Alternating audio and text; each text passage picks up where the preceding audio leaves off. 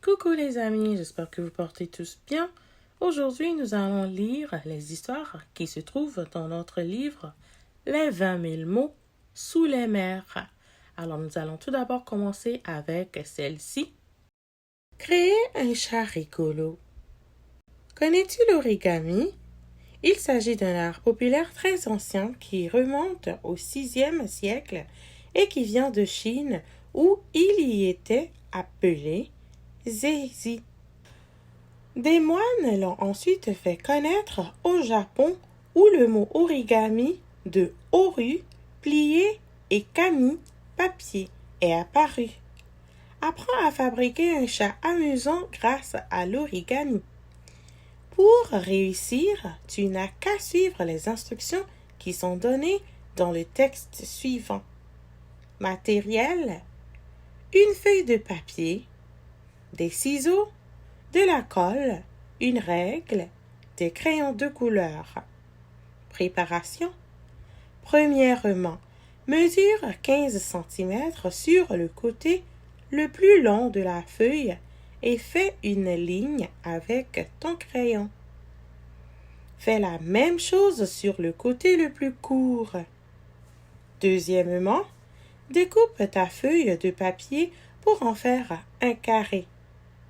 Ne jette pas les retailles de papier, tu pourras en avoir besoin plus tard. Réalisation: d'abord, plie ton carré en deux, d'un coin à un autre pour former un triangle. Appuie bien sur la ligne de pli. Ensuite, plie ton triangle de gauche à droite puis ouvre-le. Maintenant, prends ta règle et calcule 2 cm à droite du pli du milieu. Trace un point avec ton crayon, fais la même chose du côté gauche. Lorsque tu auras tracé tes points, pose ton doigt dessus avec l'autre main, plie le coin vers le haut, ton doigt servant de barrière. Fais la même chose de l'autre côté. Les oreilles sont formées.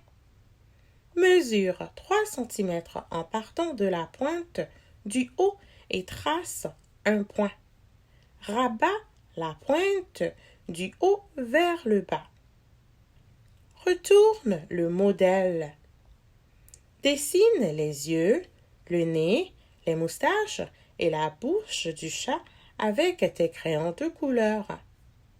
Finalement, utilise les retailles de papier pour lui faire un chapeau, des pattes ou une langue.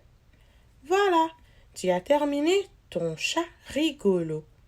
Si tu as envie de faire d'autres projets d'origami, va consulter des livres à la bibliothèque municipale ou bien fais des recherches sur Internet.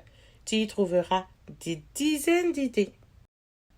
J'espère que vous avez aimé cette histoire autant que moi, alors bonne lecture et à la prochaine. Au revoir.